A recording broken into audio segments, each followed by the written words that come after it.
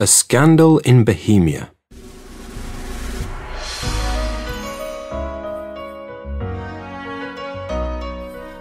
To Sherlock Holmes, she is always the woman.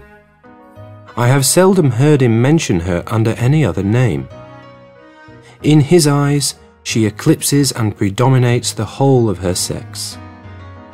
It was not that he felt any emotion akin to love for Irene Adler. All emotions, and that one particularly, were abhorrent to his cold, precise, but admirably balanced mind. He was, I take it, the most perfect reasoning and observing machine that the world has seen. But as a lover, he would have placed himself in a false position. He never spoke of the softer passions, save with a jibe and a sneer. They were admirable things for the observer, excellent for drawing the veil from men's motives and actions. But for the trained reasoner to admit such intrusions into his own delicate and finely adjusted temperament was to introduce a distracting factor which might throw a doubt upon all his mental results. Grit in a sensitive instrument, or a crack in one of his own high-power lenses, would not be more disturbing than a strong emotion in a nature such as his. And yet there was but one woman to him, and that woman was the late Irene Adler, of dubious and questionable memory. I had seen little of Holmes lately.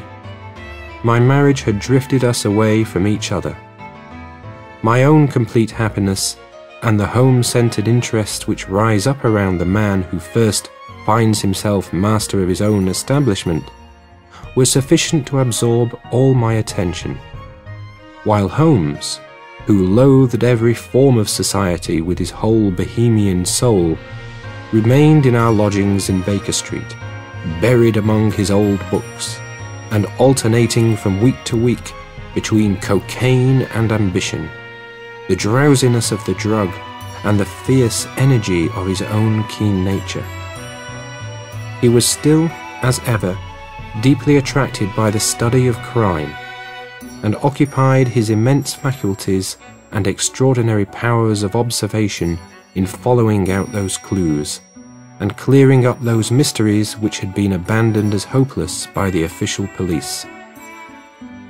From time to time I heard some vague account of his doings, of his summons to Odessa in the case of the Trepov murder, of his clearing up of the singular tragedy of the Atkinson brothers at Trincomalee, and finally of the mission which he had accomplished so delicately and successfully for the reigning family of Holland. Beyond these signs of his activity, however, which I merely shared with all the readers of the daily press, I knew little of my former friend and companion. One night, it was on the 20th of March, 1888, I was returning from a journey to a patient, for I had now returned to civil practice, when my way led me through Baker Street. As I passed the well-remembered door, which must always be associated in my mind with my wooing, and with the dark incidents of the study in scarlet, I was seized with a keen desire to see Holmes again, and to know how he was employing his extraordinary powers. His rooms were brilliantly lit, and, even as I looked up, I saw his tall, spare figure pass twice in a dark silhouette against the blind.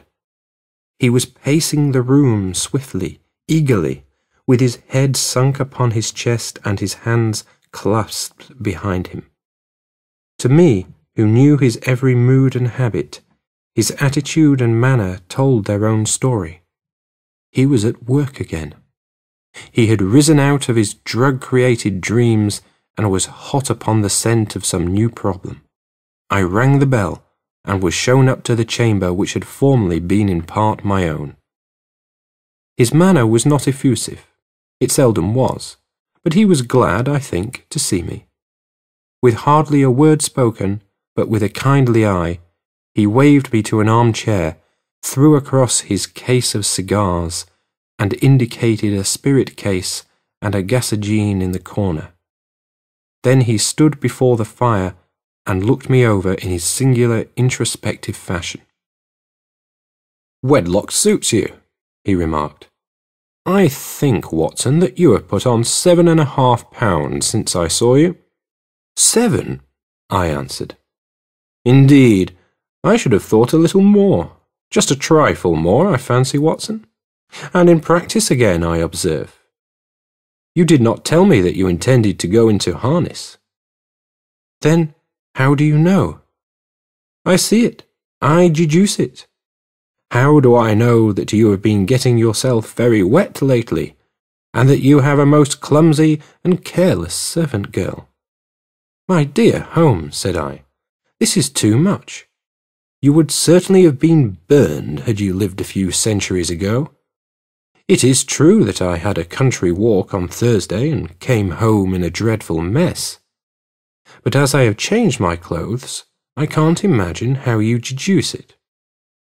As to Mary Jane, she is incorrigible, and my wife has given her notice. But there again, I fail to see how you work it out." He chuckled to himself and rubbed his long, nervous hands together. "It is simplicity itself," said he. "My eyes tell me that on the inside of your left shoe, just where the firelight strikes it, the leather is scored by 6 almost parallel cuts.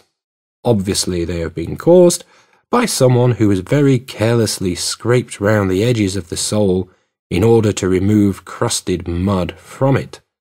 Hence, you see, my double deduction, that you had been out in vile weather, and that you had a particularly malignant boot-slitting specimen of the London slavey.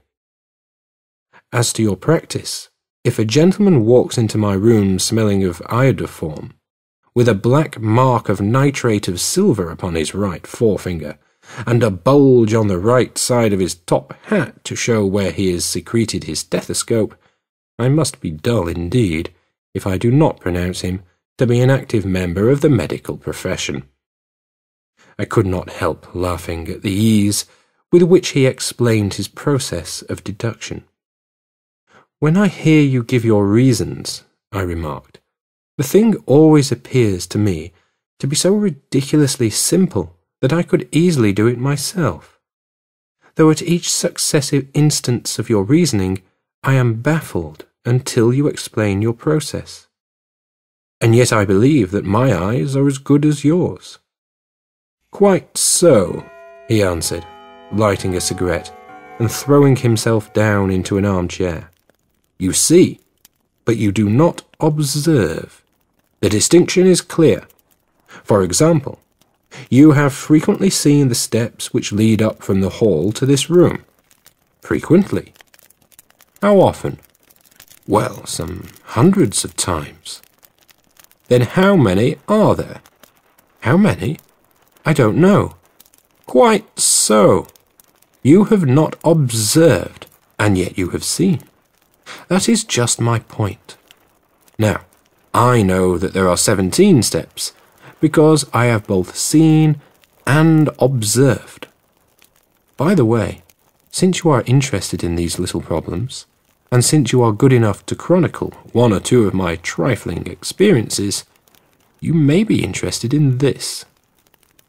He threw over a sheet of thick, pink-tinted notepaper which had been lying open upon the table. "It came by the last post," said he. "Read it aloud."